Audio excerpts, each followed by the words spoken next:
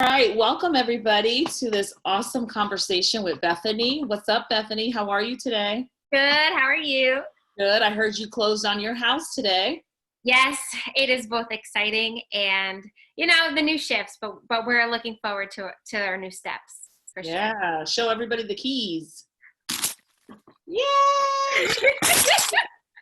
So let me tell you a little bit about Bethany. Bethany and I go way back to Church on the Move days.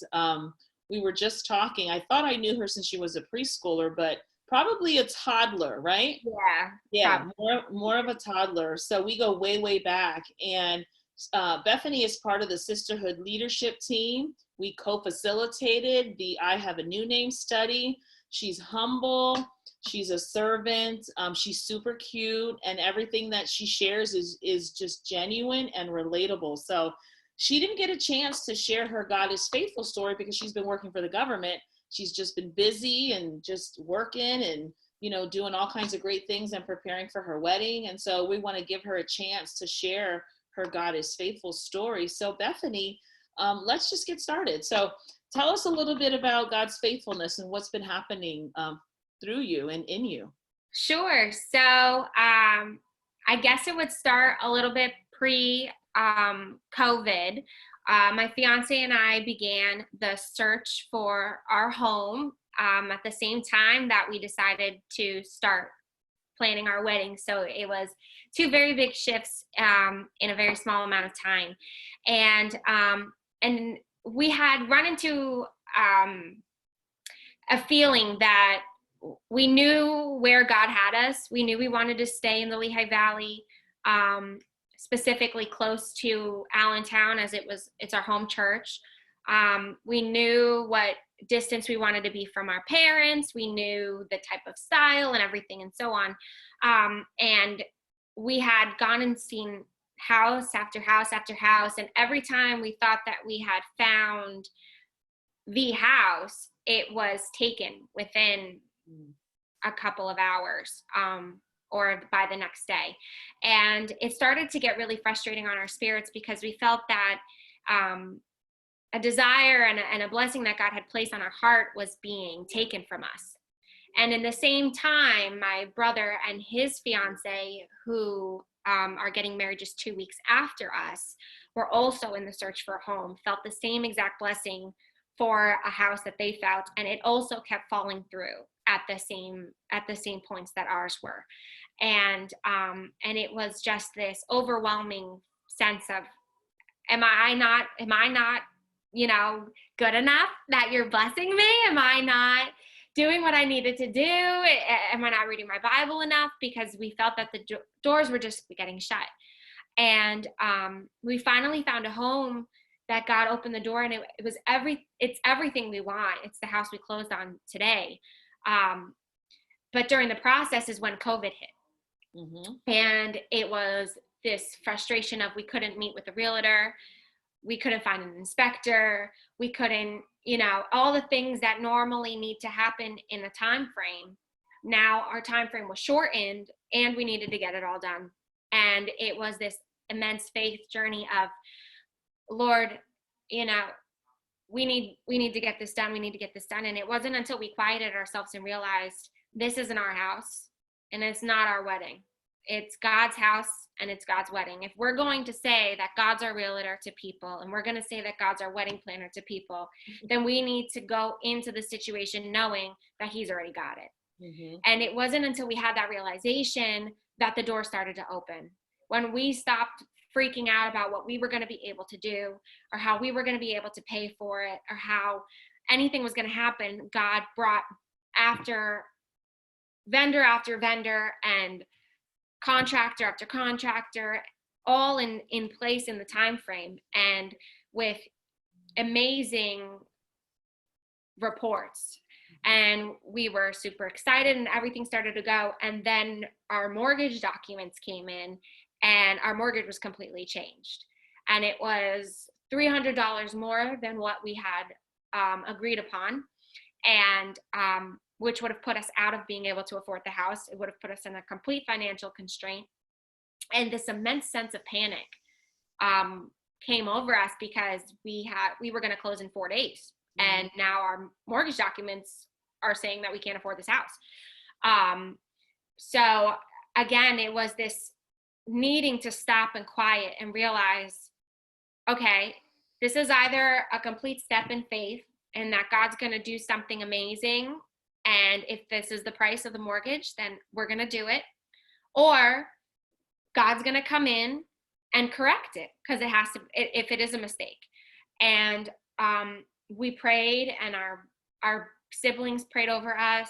Our parents prayed over us, and we called our realtor, Carol Landis, who's also a Christian. She goes to Life Church, and too. oh yeah, she's great. Highly recommend. And she prayed. Yeah, she prayed with us too, and we sent an email and we explained the situation and also honest about our frustration. I never want to say that we were angry or bitter, but I think that if Jesus is allowed to throw tables because people are, selling in the church, I think we're allowed to be a little frustrated with our mortgage company. So we were just honest. Yeah, well, let's just take a moment. Like, I love that you said that, because I actually, while you were talking, I wrote down, like, how did it feel? Because you said you felt like the houses prior to locking in on this one was taken, and there were so many couldn'ts. You said like 4 couldn't, Yeah. couldn't this, couldn't that. That doesn't feel really good. That's Yeah. not a good feeling. Yeah, it's definitely,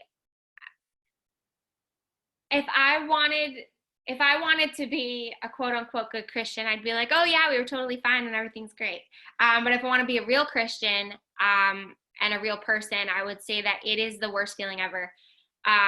It's this feeling of why is it happening, and frustration, and then this fear of, oh my gosh, am I in lack of faith?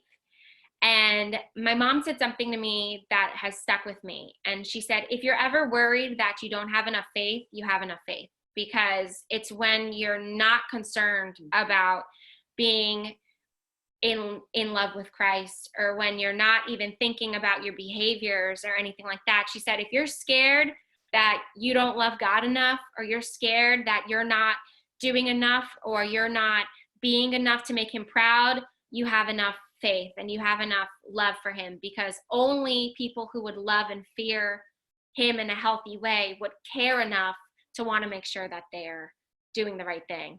Yeah. And churchy answers, you know how we roll in our we always talk about, like, we don't want no Sunday school answers. Yeah. We don't want those polished, cute answers, unless that's really your answer. If that's really your authentic self, then go ahead and respond that way. But when you're trying to help people, this is what this conversation is all about. It's all about encouraging those that are going to watch it. And I know that I don't always respond the churchy way. Yeah. You know what I mean? I wish, not really. I mean, I guess I would want to say that, yes, I'm always on point and I'm always ready to go. No, sometimes I have to deal with myself behind closed doors, right? And you kind of have to or talk to somebody, call someone on the phone and say, hey, I'm really going through it. I feel like God's leaving me hanging. So anyways, thank you for your honesty with those feelings. I know you were sharing about the mortgage, the payment going up and being in that limbo. Yeah, it was insane. And as quickly as it came is as quickly as it went away. And the next day, at the same exact moment that my brother and future sister-in-law received their news. So exactly at around like 10 a.m., they received their text message that they got their house. And exactly at 10-ish o'clock in the morning, we received our email from our mortgage company that it was a mistake and our mortgage is actually less than what we originally thought. That makes it completely affordable and then some. So it was unreal to see that God never left. We just needed to change our focus, because throughout the entire process, we were focusing on what we could do, what we could afford, and what would be best for us in our timeline as humans. instead of focusing in on the fact of what we've been declaring to other people when we were talking, which is that God's got it and it's in God's hands. So it was kind of like that back and forth that we kind of went through when we talked through the exchange program, which was like, okay, I'm going to give you my stuff and then like slowly start taking it back. And it's when we're taking it back that we think God left, but he's still there. You know, he never left us. And it was like this awe-inspiring moment that he had us the whole time and he was with us the whole time. We just had to shift our focus. Mm-hmm. So it was amazing. They get to close in June, and their testimony is one that should be written about in a book, the way that God has come through and has brought people to him through this process. So we're just very excited as a family unit and seeing the restoration as siblings coming through, being able to come together and pray for each other and support each other in a way that we've never been able to do before. Because you guys have had conflict. I know we're talking about the home and you got the keys and we're giving the backstory, but there's also another backstory, which is, it's not on the questions here, but if you want to take a quick second to just kind of share with everybody where you and your brother were at in the family and how you guys really weren't doing well or talking, right? Sure. So Ethan and I are 1 year apart. So we've been really, really close in everything as far as being one after the other. He's a year younger than me. And a lot of my life choices growing up have affected him, and I never acknowledged that. And just as normal siblings, you have your arguments and your tiffs, but there were moments where we both took it too far, and it left lasting scars on each other. A lot of broken trust, a lot of hurt, and we took it with us, even though we didn't realize we did. We took it into school, into college. And it wasn't until we lived together up there that it kind of all came out, to the point that our parents had to intervene in a way that we would have never thought. And I think it's important to know that your family's your family, but you still have to care. You have to care about them. And we both cared, but we didn't really express it properly. And we didn't realize it until it was too late, or what we thought was too late.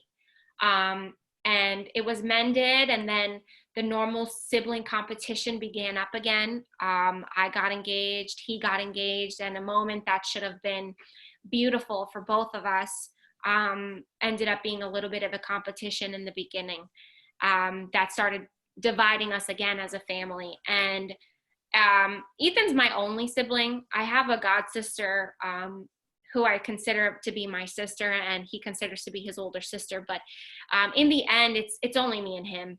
And the reality that your sibling is your best friend really does come to light when you're going through something, and the one person that you want there, who might be able to rule in your favor when mom and dad are acting up, or come to your side, isn't there because you severed it.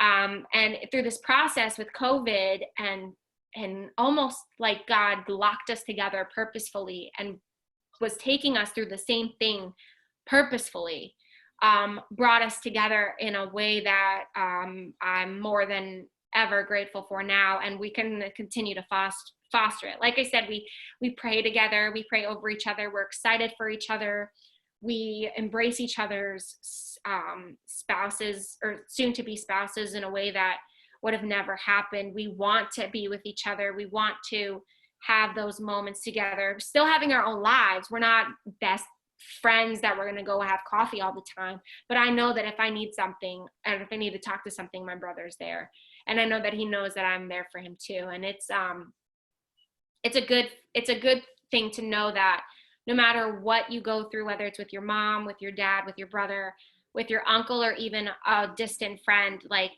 God has the ability to restore. You just have to be open to receiving it. And even when you don't think he's restoring it, he's restoring it. It wasn't until after this whole thing that it came to my mind, like, our relationship is totally different. And we didn't even do anything. We just trusted God, and he restored separately using two different blessings. So it's very nice to hear. It's a different type of testimony, but it's a blessing that I think it's important for people to know, because I think there's a lot of broken relationships out there, a lot of hurts, and what happens to us doesn't change our feelings and our emotions. But something that one of my really close friends told me, Leah Cofield, she's also part of Life Church Ministries, is that there's a difference between a goal and a desire when it comes to your expectations for people. A goal is something you can measure, but a desire is something you can't ever measure.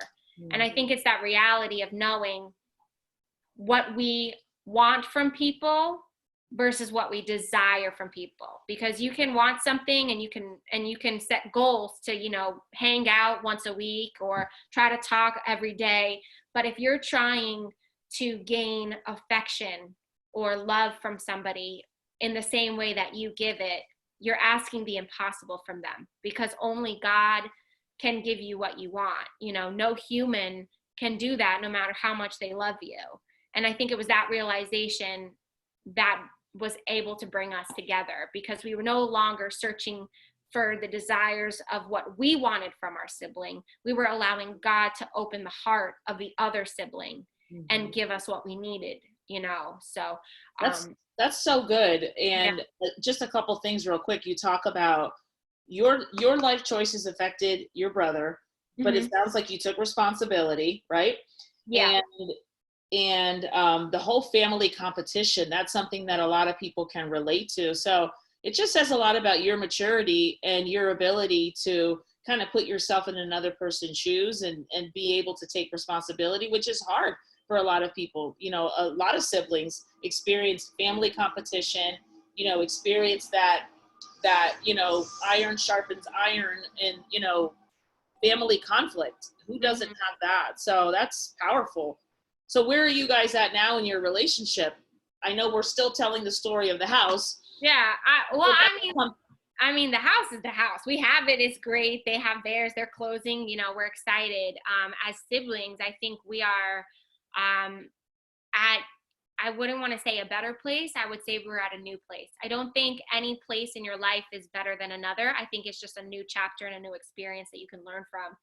And for us, our new chapter right now is beginning our families and being with each other in prayer. After this, once my fiance gets back from his job training, we're going to actually go to the house as a foursome, as the four of us, to go pray and bless it. And they brought us to their house when they were going through their struggles, and we prayed together. And I think we're just in a moment where as siblings, we understand that God is in the center of our relationship and in the center of our marriages, and that's who we continue to turn to.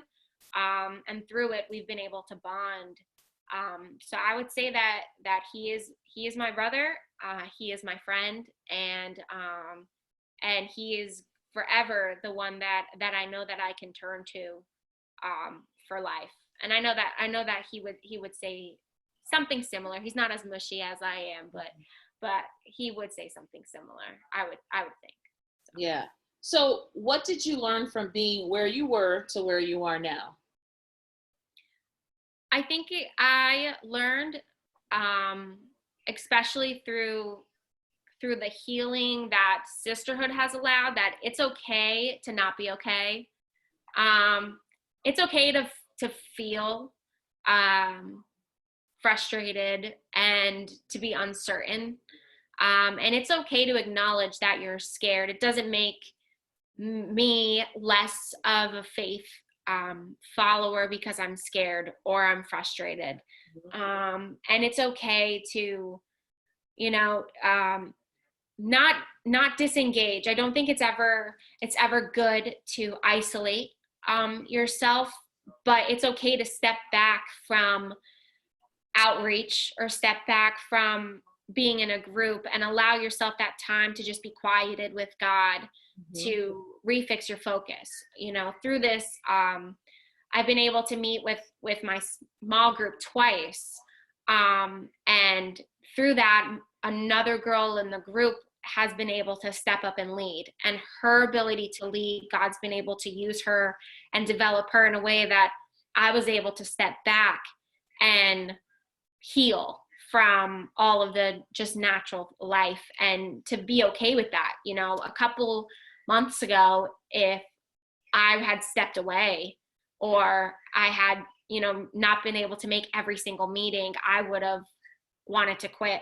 I would have been like, oh, I'm not good enough, I can't be in here, sayonara, because that was the way I figured it should be. If I can't do it all, then I'm just not going to do it at all. And it was just that maturity of realizing that you don't have to do it all. You just have to follow what God's put on your heart, you know. And if that means you can't make a meeting, or that means that, you know, you're not able to meet with somebody, or, you know, be on a call every single time, it doesn't mean that God's using you less. You know, he's just developing you so that way he can use you again when the time is right. So That's so good. yeah. It's so good. You see, you always drop those little bombs of truth. I wasn't even planning to ask you this, but since you said it, so this other girl that kind of rose up, who is it? Who is it? And Sure. So it's Bree Bradley. Bree came to Sisterhood actually through Denise, one of the other facilitators. She's an amazing mom and an amazing friend. She constantly was bringing her friends to small group and them fellowshipping together, and it actually created our group, which I think was the youngest group in Sisterhood this semester. We had I think all of the millennials were in the group. And it was an amazing experience to see that. And Bree always brought a different type of insight and a reality that developed the conversations in a completely different way. And when this COVID hit, she was the first one to be like, hey guys, we need to have goals. We need to set, you know, these pillars for ourselves, and we need to be accountable for them. And she kept us on track and us accountable and connected by her own desire to want to be held accountable, and her own desire to want to strive for a relationship with Christ. And she's amazing. She's absolutely amazing. If you don't have a chance to ever meet her, find her on social media. She's just the biggest heart, and she really does love God and love women. So she's amazing for sure. I mentioned that to you because, well, one, I just dropped off her, she bought t-shirts from the Champion Center for our food drive and all that.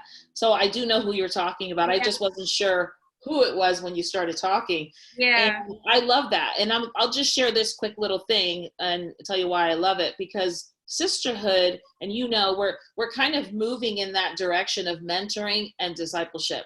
We realize that it's not enough to just do Bible studies and lead women along. We now have to really build these relationships. We really need to be seen and known. I think through the Bible studies, we were being seen and known, but now we need to take that a little further and develop those hardcore relationships where we can seek out mentors, you know, seek out more discipleship on our faith, and really be intentional about that approach. So it's so cool that she stepped up to the plate, because that's kind of like you bringing up someone underneath you, and now you guys can lead together, and we can start multiplying that. So that's beautiful. That's like so cool, so good. It's great. I love it. I love it. So how has God restored you through this experience? You know, your brother, the house, all of it. Yeah. I think in one word, it would be slowly. And I say slowly, not like my time slow, or that God, you know, isn't doing things the right way. I think it's an understanding that his timing is his timing. And it's in that knowledge is that anxieties and stresses, though they come, they easily will go away, because it's that feeling of, okay, this is how I'm feeling, but I'm ready to now like hand it over to you, you know? And I think that's where the restoration comes from. It's not that, you know, there's still not worries, or there's still not stressors. It's that understanding and that humbling experience of he's gonna have it happen because it's a promise that he made. It doesn't have to happen on our time. But what we do need to do is be faithful in it and not stray, and the only thing that I can relate it to is the promised lands with the Israelites. God's promise never left them. He told them they were going to get there. They were extended not out of surprise to him. He knew who he was dealing with. He knew the creation that he had made. They had a choice, and I think it's in that understanding of my choice can affect his promise. Doesn't mean his promise isn't going to happen, but my choice can affect how fast they get there, but it's never going to be before his timing. It could be after what he wanted because it took me longer to get there because of my decisions, but it's never going to be, he's never going to speed up his timeline to fit what I want. I have to slow myself down and realize all that's going on and where his timing is for me and accept it rather than trying to force it to happen early. Because every time I've ever tried to force his timing early, I end up getting all bruised and broken beforehand. And then he has to come fix me, and then he has to give me what I wanted in the beginning. So it takes time. That's so good. So time and slowly, you said it. That's how God's been restoring you slowly. So in closing here, and to kind of wrap up, if there's one thing you would want to tell someone going through a similar faith struggle, maybe they're believing God for a house like you. Maybe they've been rejected multiple times. That's never a good feeling when you want something really bad and you get told no. Maybe they're believing God for a mate, a spouse, I don't know, money for school, or anything that a millennial would be faced with right now. What would you tell them? How would you encourage their faith and in their struggle? I would say,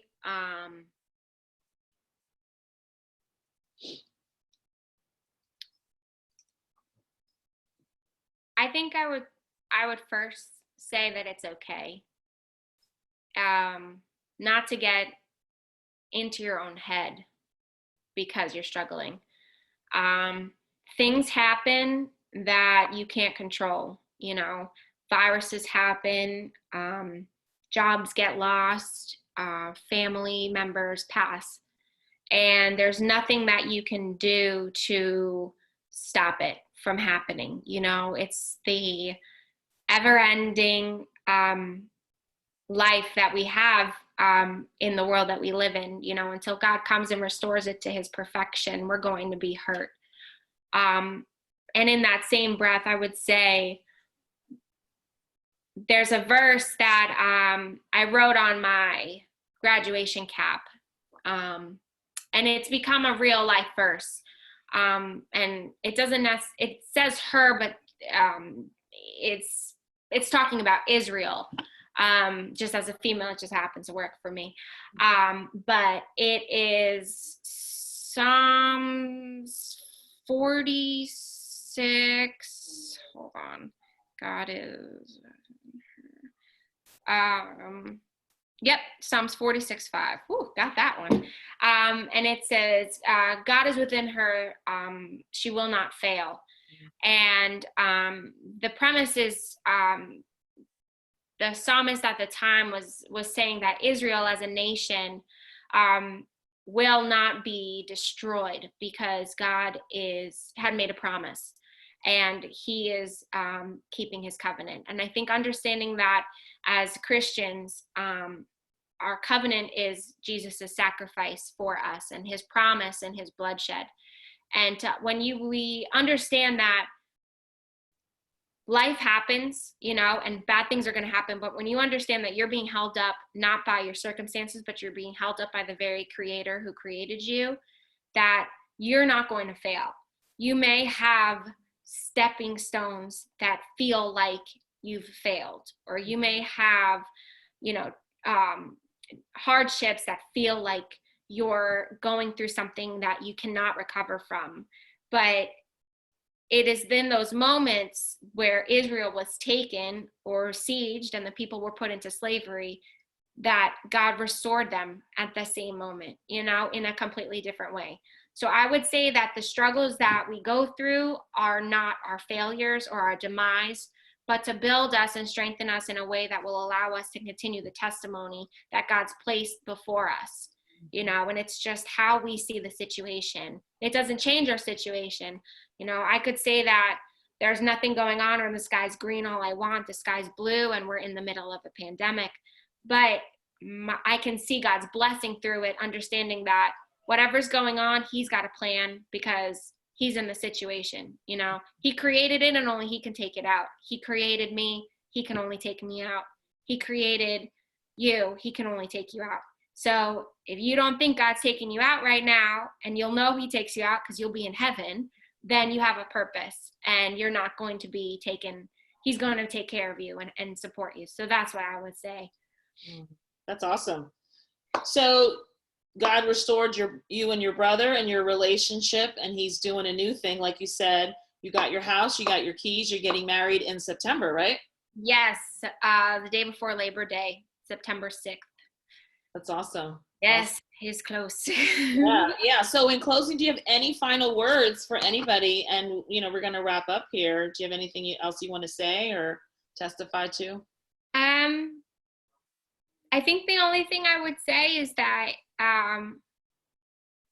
what you told me, which is that we say faith the size of a mustard seed, and a mustard seed is really, really small. And oftentimes you can't see it unless you have it like real in your finger.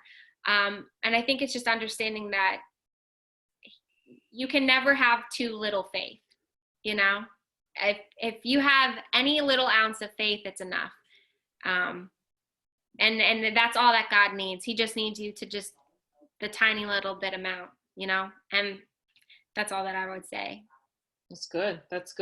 So we're going to wrap up here. We just want you to know, first of all, you're loved, and God doesn't have favorites. What he did for Bethany, he can do for you. So don't feel like, oh, there we go with the whole Christian thing. And, God doesn't do it for everybody. God does it for everybody else. He doesn't do it for me. That's not true. Her story's different. Your story's different. Your journeys are different, but God will come through for you. So I just want to encourage you with that. So take care, ladies. We love you, and we'll see you soon. Bye. Bye.